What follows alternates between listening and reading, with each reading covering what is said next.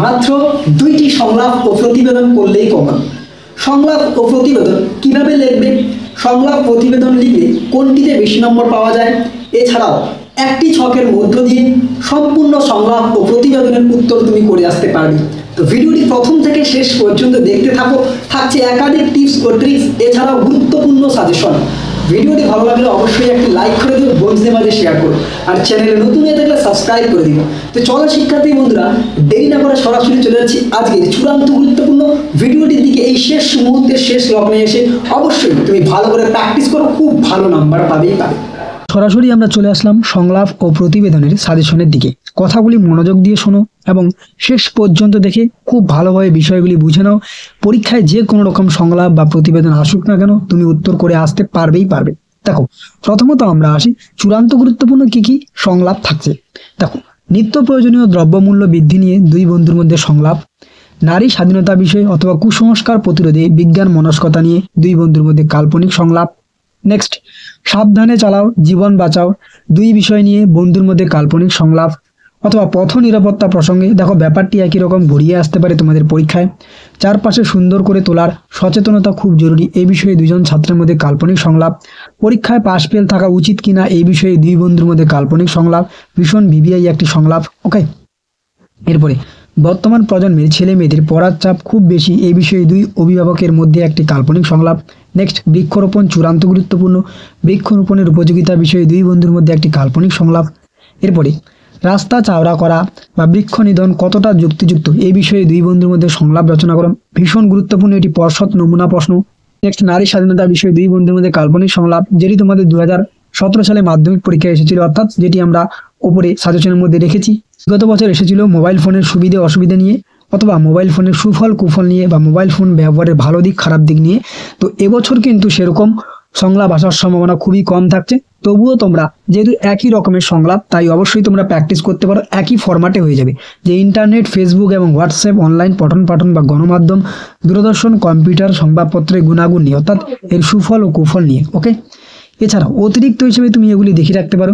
সমাজ জীবনে সৌজন্য শিষ্টাচার অত্যন্ত জরুরি, মাতৃভাষার সঙ্গে ইংরেজি ভাষা শেখার প্রয়োজনীয়তা, ছাত্র শিক্ষক সম্পর্ক, ছাত্র জীবনে অনুশাসনের প্রয়োজনীয়তা ইত্যাদি। ওকে, সবশেষে কি থাকছে, দশম শ্রেণীর বাংলা নতুন পাঠ্যক্রম নিয়ে বা বিদ্যালয়ে প্রচলিত মিড ডে মিলের নিয়ে দুই বন্ধুর মধ্যে একটি কাল্পনিক সংলাপ বা খেলাধুলার প্রয়োজনীয়তা। এবার দেখো, এই যে আমরা এতগুলি সাজেশন তোমাদের সামনে বললাম, এতগুলি কিন্তু তোমাকে পড়তে লাগবে না। কেন? আগে ভালো করে বুঝে নাও কেন তোমাকে পড়তে লাগবে না। প্রথমত, সংলাপ লিখতে গেলে তোমাকে বেশ কিছু নিয়ম কানুন মনে রাখতে লাগবে। কি কি? সংলাপ দুই বন্ধুর মধ্যে হবে। এবার আমি একটা এক্সাম্পল হিসেবে নিয়েছি, যেমন প্লাস্টিক ব্যবহার নিয়ে দুই বন্ধুর মধ্যে একটি কাল্পনিক সংলাপ। তোমাকে ইন্ট্রোডাকশনটা এমনভাবেই দিতে লাগবে যে, রহিম তুই কেমন আছিস, বা এখানে যেমন আমরা একটা এক্সাম্পল দিয়েছি, রহিম কি রে তোর আজ স্কুলে আসতে এত দেরি হলো কেন? হিমু কি করবো, রাস্তায় জল জমে একাকার। রহিম সে কি রে, তোদের পাড়ায় তো জল জমে না। হিমু আর ভাই প্লাস্টিকের প্যাকেট ফেলে ড্রেনগুলো একেবারে বন্ধ করে দিয়েছে, জল সরবে কোথা দিয়ে। অর্থাৎ এই যে একটি ইন্ট্রোডাকশন, এই ইন্ট্রোডাকশনটা তুমি তোমার নিজের মনের মতো লিখবে, যা পারবে। তুমি প্রথমে বলতে পারো যে বন্ধু কেমন আছিস বা ইত্যাদি, যে কোনো রকম ভাবে তুমি একটি সূচনা শুরু করবে।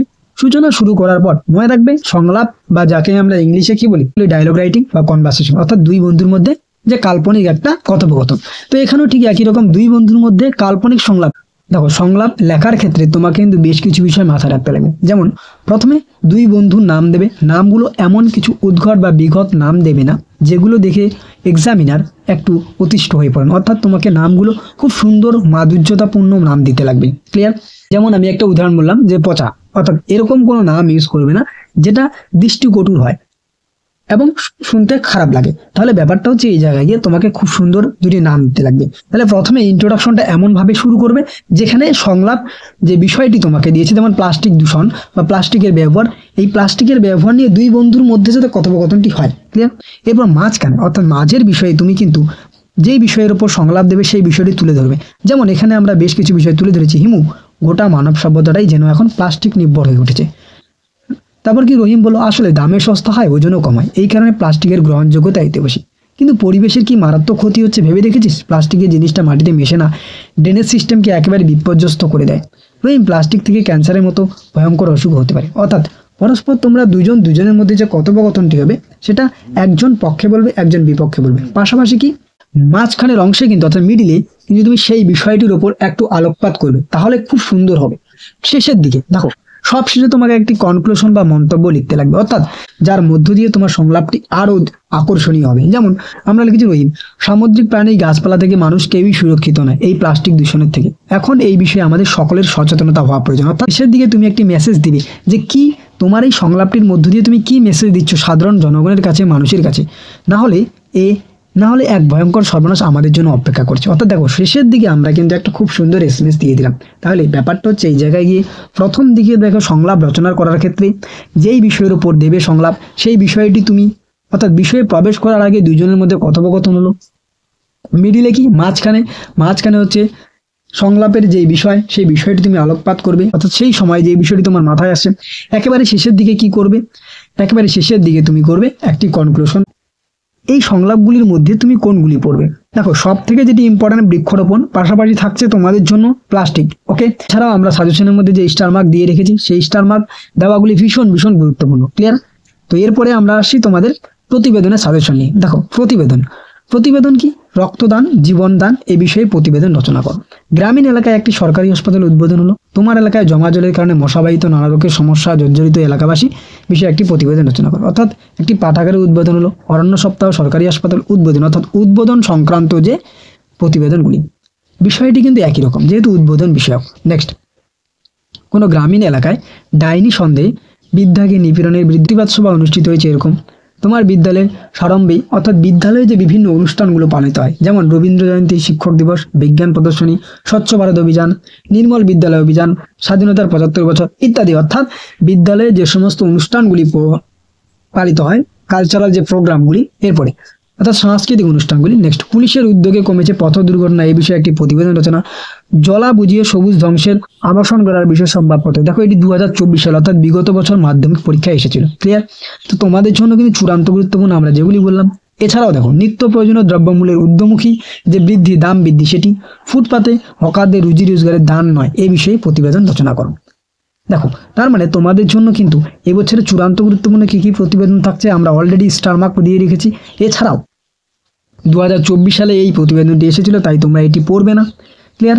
অনুষ্ঠান বিষয়ক একটি, উদ্বোধন বিষয়ক একটি, রক্তদান, জীবনদান, পাশাপাশি থাকছে তোমাদের জন্য যে পথ দুর্ঘটনা, নিত্য প্রয়োজনীয় দ্রব্যমূল্যের যে বৃদ্ধি এই বিষয়। এবার আমরা একটি নমুনা তোমাদের সামনে উপস্থাপন করেছি যাতে প্রতিবেদন বিষয়টি তুমি বুঝতে পারো কিভাবে ফুল মার্কস পাবে। দেখো, তোমার এলাকায় রক্তদান শিবির আয়োজিত হলো, এই বিষয়ের জন্য একটি প্রতিবেদন রচনা করো। দেখো, প্রতিবেদন রচনা করার ক্ষেত্রে তোমাকে সর্বপ্রথম স্থান, তারিখ এবং নিজস্ব সংবাদদাতা লিখতে লাগবে। যেমন আমরা নিজস্ব সংবাদদাতা লিখেছি রাজগঞ্জ, লিখেছি জলপাইগুড়ি ১২ই জানুয়ারি। অর্থাৎ তোমাকে স্থান, তারিখ এবং নিজস্ব সংবাদদাতা এই বিষয়টি উল্লেখ করতে লাগবে, অর্থাৎ এটা ফরম্যাট। এরপরে দেখো, এবার মাঝখানে কি লিখবে? যতটুকু তুমি পারবে ততটুকুই লিখবে। যেমন আমরা একটা উদাহরণ দিয়েছি, স্বামী বিবেকানন্দের জন্মদিনে ওই দিন যদি কোনো বিশেষ ব্যক্তির কোনো জন্মদিন থাকে অবশ্যই লিখবে। যেমন আমরা ১২ই জানুয়ারি লিখেছি, তাই অবশ্যই এখানে ১২ই জানুয়ারি। অর্থাৎ কোনো সাংস্কৃতিক অনুষ্ঠানকে কেন্দ্র করে যদি রক্তদান শিবির হয় তাহলে সেই বিষয়টি উল্লেখ করবে। যেমন স্বামী বিবেকানন্দের জন্মদিনে রাজগঞ্জে একটি স্বেচ্ছাসেবী সংগঠনের উদ্যোগে রক্তদান শিবির অনুষ্ঠিত হয়েছে। এই শিবিরে উপস্থিত ছিলেন এলাকার বিশিষ্ট চিকিৎসক ডক্টর পি.কে. দাস। অর্থাৎ এখানে তুমি আরও একটি বিষয় মনে রাখবে, প্রতিবেদন রচনা করার সময় কোনো সাংস্কৃতিক অনুষ্ঠান বা যে কোনো বিষয়ের দিক, সেখানে কিন্তু তুমি কোনো চিফ গেস্ট অর্থাৎ কোনো লোক যখন এসে থাকে তার নামটি তুমি উল্লেখ করবে, যে বিশিষ্ট সমাজসেবক বা বিশিষ্ট চিকিৎসক বা বিশিষ্ট বিজ্ঞানিক, বিশিষ্ট লেখক, এই যে বিষয়গুলি, এই বিষয়গুলি উল্লেখ করবে, তাতে আরও ভালো লাগবে। যেমন এখানে আমরা লিখেছি এই শিবিরে উপস্থিত ছিলেন এলাকার বিশিষ্ট চিকিৎসক ডক্টর পি.কে. দাস। রক্তদানের প্রয়োজনীয়তা কতখানি সেই বিষয়ে আরও সংশোধনী, অর্থাৎ সেই বিষয়টি সম্বন্ধে তুমি একটু ইলাবোরেট করে লিখবে। সকাল দেখো কয়টার সময় শুরু হলো, কি ঘটনা ঘটলো সেই বিষয়টি উল্লেখ করবে। যেমন 9:30 অর্থাৎ 9:30 থেকে শিবিরে সারিবদ্ধভাবে বহু তরুণ তরুণী স্বেচ্ছায় রক্তদান করতে দাঁড়িয়ে যেই ঘটনাটি ঘটবে প্রতিবেদনে তোমাকে উল্লেখ করে দেবে সেই বিষয়টি কয়টার সময় শুরু হচ্ছে, সেখানে কি ঘটেছিল সেই বিষয়টি তুমি লিখবে। যেমন তাদের এই স্বতঃস্ফূর্ত সারা দেখে শিবিরে উপস্থিত চিকিৎসকরা আবির্ভূত হয়ে যান। রক্তদান শিবির আগামী দিনেও আবার করার প্রতিশ্রুতি দেন স্বেচ্ছাসেবী সংগঠনের সদস্যরা।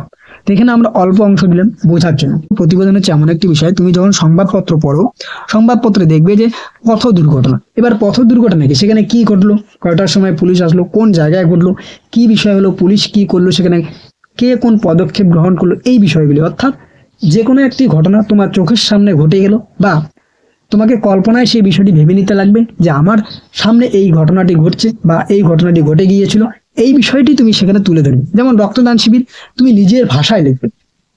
ক্লিয়ার? প্রতিবেদন কিন্তু সব থেকে সহজ, কারণ সংলাপের থেকে আমি মনে করি প্রতিবেদনটি তুমি লিখলে আরো বেশি অ্যাট্রাকটিভ হবে, কারণ সেখানে কিন্তু তোমাকে দুই বন্ধুর মধ্যে যে কথোপকথন সেই বিষয়টি যদি তুমি দক্ষ না হও বা পারদর্শী না হও, তুমি সেটা স্কিপ করে যাও। কিন্তু প্রতিবেদন সবাই লিখতে পারে।